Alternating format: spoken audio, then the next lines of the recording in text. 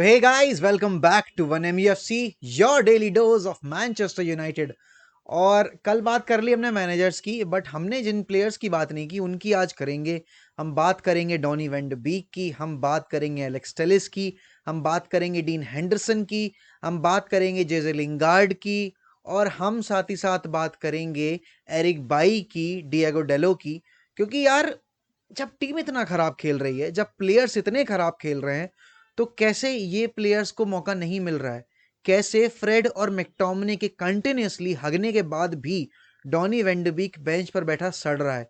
वो डॉनी वेंडबीक जो 2 साल पहले बैलेंडोर की लिस्ट में 30th नंबर पर था, उसका नॉमिनेशन गया था बैलेंडोर के लिए, वो बेंच पर बैठा हुआ है। और कैसे दो निहायती घटिया प्लेयर्स, मतलब फ्रेड को मैं घटिया नहीं बोलूंगा, Fred is still better than McTominay, but I don't know what McTominay brings to the table, what McTominay actually offers to the team।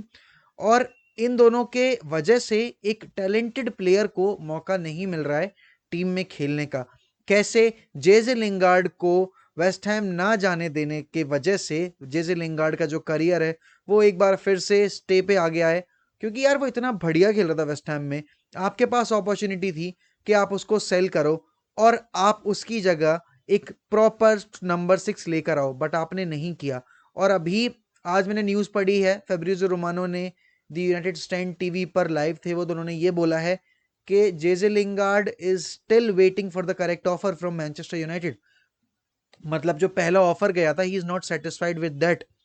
भाई एक बात बताओ, आप जब खिला नहीं रहे हो बंदे को, तो आप उसको ऑफर क्यों कर रहे हो? क्या आप इस भरोसे में हो कि एक 29 ईयर ओल्ड जेसी लिंगार्ड के लिए कोई 45 मिलियन 50 मिलियन आके पे कर देगा? आउटसाइड प्रीमियर लीग कौन सा ऐसा क्लब है जो जेजे लिंगार्ड को इस रिस्क पर लेकर आएगा कि वो बंदा वहां जाकर सक्सेसफुल हो जाएगा? He was a hit eight West Ham, you should have grabbed that opportunity और आपने उसको सेल कर देना था, बट आपने वो चीज नहीं की। सोल्शायर की ये जिद है कि उसको अपना स्क्वाड बड़ा रखना है, बट प्लेयर्स उसने वही खिलाने हैं घिसे पिटे। हैरी मैग्वायर इतना ज्यादा घटिया खेल रहा है, उसके बाद भी Eric Bailly is not getting the chance. A fully fit Eric Bailly is not getting a chance ahead of a unfit Harry Maguire। और लेस्टर गेम उस बात का सबूत था कि फेवरेटिज्म होती है इस क्लब में, और फेवरेटिज्म करने वाला कोई और नहीं, हमारा अपना मैनेजर है। साथ ही साथ डॉनी वेंडबीक की खबर आ रही है कि डॉनी वेंडबीक भाई जनवरी में अपनी अगली मूव के लिए प्लान कर रहा है। He loves this club, there is no doubt कि डॉनी वेंडबीक बहुत ज़्यादा पसंद करता है यूनाइटेड फैंस को, और ओल्ड ट्रैफर्ड में खेलना वो बहुत दिल से चाहता है, बट उसको अगर मौका नहीं मिल रहा है तो कौन सा प्लेयर इतना बड़ा गधा होगा कि भाई वो अपने इमोशंस को ओवरटेक करने देगा, मतलब रियलिटी को, कि मैं चलो मैं खेल नहीं रहा हूँ but I am still part of Manchester United and I'm happy with that.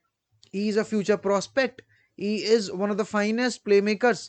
और अगर वो बंदा नहीं खेल रहा है तो इसमें नुकसान सोल्शायर का तो नहीं है, इसमें नुकसान हमारे का, मतलब हम हमारे क्लब का है कि हम एक अच्छे बंदे को प्रॉपर तरीके से यूज नहीं कर पा रहे हैं because of the incompetency of our manager.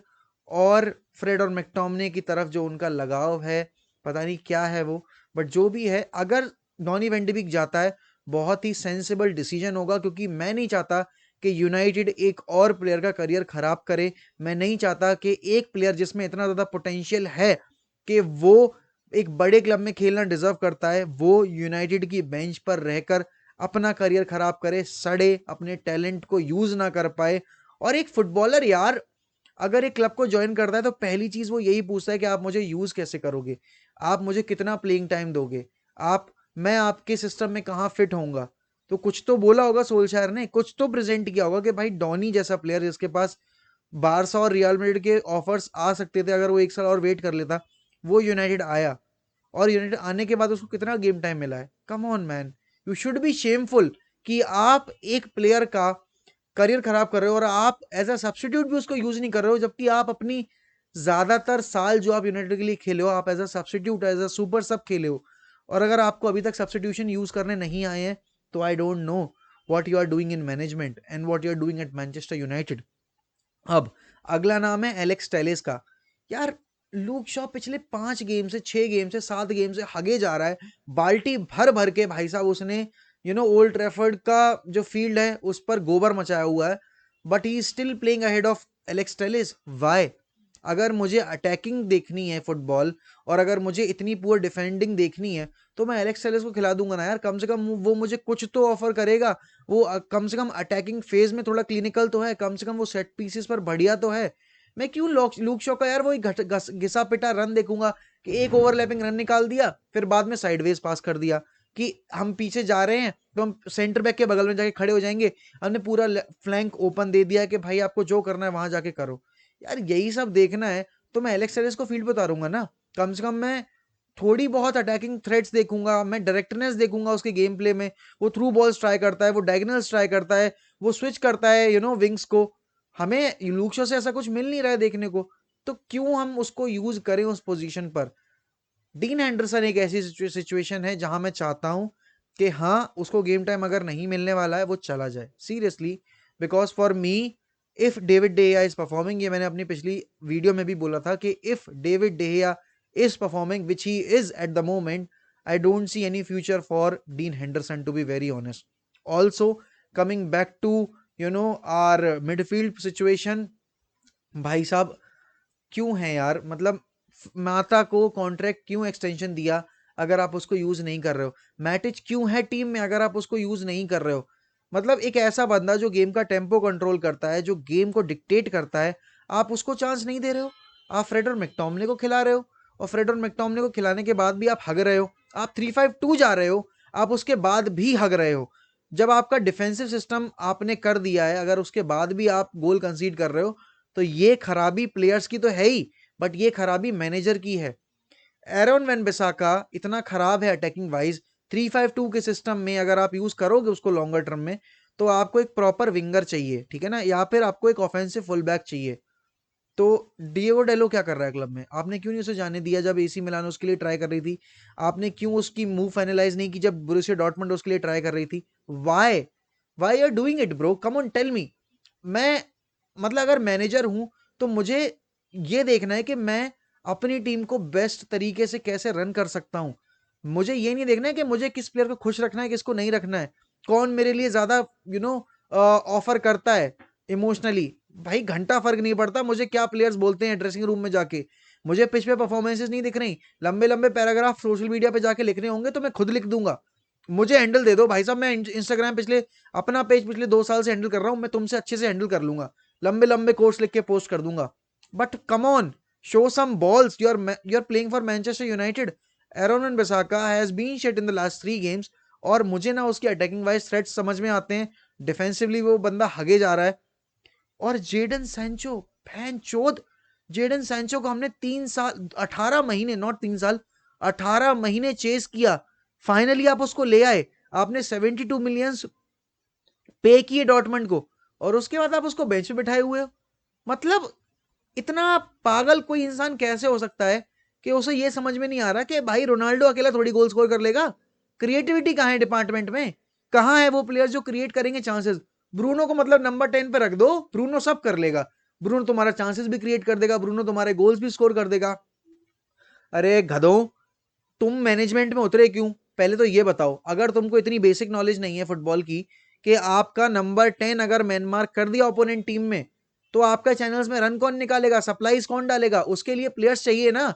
रेशवर्ड आप बेंच कर रहे हो, आप सेंचो बेंच कर रहे हो, आप लूक शो को खिला रहे हो एज अ विंग बैक, आप वैन बिसा को खिला रहे हो एज अ विंग बैक। आपने 2 होल्डिंग मिडफील्डर्स रख दिए, ब्रूनो रख दिया केवल, और आगे रोनाल्डो। फिर सब कहते हैं यार रोनाल्डो ट्रैक बैक नहीं करता, रोनाल्डो की साइनिंग गलत है। अबे चूतियों, तुम ये समझ लो ना कि सिस्टम गलत है। मतलब तुम्हें नहीं चाहिए रोनाल्डो, ठीक है, मान लिया कि रोनाल्डो के लिए हम अपॉर्चुनिस्टिक हो गए, ठीक है ना, और वो होना बनता था क्योंकि सबको चाहिए था भाई रोनाल्डो की होम कमिंग हो, एक बार रोनाल्डो वापस से यूनाइटेड के लिए खेले, और वो हुआ। बट अगर आप उसको पूरी तरीके से यूटिलाइज नहीं कर पा रहे हो, तो ये प्लेयर की गलती नहीं है, ये मैनेजर की गलती है, ये मैनेजमेंट की गलती है। और मैं अभी इंस्टाग्राम पे लाइव होस्ट करके आऊं, मैंने वहां भी यही चीज बोली है कि यार मुझे घंटा फर्क नहीं पड़ता, सोल्शायर रुके, सोल्शायर जाए, जहां जाना है जाए। बट मैं यूनाइटेड का गेम पहले भी उसी पैशन से देखता था, आगे आने वाले गेम्स भी उसी पैशन से देखूंगा। बट मैं ओले इन नहीं हूं, मैं आई एम स्टिल ओले आउट। बट अगर वो है यहाँ पे तो मेरी मजबूरी है उसको सपोर्ट करना, क्योंकि he is our manager. But अगर हमें अपॉर्चुनिटी मिल रही है मार्केट में जाने की, जो कि उड़ती उड़ती खबर आई है, फेब्रिजो रोमानो ने ये भी बोला है कि यूनाइटेड शॉर्ट टर्म फिक्स नहीं देख रही है, यूनाइटेड एक इंटरम मैनेजर के लिए नहीं जाना चाह रही है। वो चाहते हैं कि सोल्शायर को तब तक रखें जब तक वो रख सकते हैं इस सीजन के एंड तक, और उसके बाद वो कोशिश करेंगे जिदान, ब्रेंडन रॉजर्स या एरिक टेन हैग में से किसी एक को लाने की। तो देखो, अगर सोल्शायर टॉप 4 सिक्योर करवा देता है, अगर सोल्शायर चैंपियंस लीग जितवा देता है, तो it will be a very big success to be very honest. और उसके बाद बोलो टाटा गुड बाय, मिठाई खिलाओ, हाथ जोड़ो, पैर छुओ और कहो चचा अब हमें माफ करो, अब हम चलते हैं, हमें एक नई मैनेजर की तलाश है, आपसे बस इतना ही चाहिए था, आपने वो कर दिया, अब हमारा रास्ता और आपका रास्ता है अलग। आप हमारे कल भी लेजेंड थे, आप हमारे आज भी लेजेंड हो, और हमारे आने वाले समय में भी लेजेंड ही रहोगे। बट हमें माफ करो, हमें अब एक अच्छा मैनेजर लाना पड़ेगा, क्योंकि इस फैन बेस को बहुत ज्यादा उम्मीदें हैं इन सेट ऑफ प्लेयर्स से, और आप वो चीज नहीं कर पा रहे हो।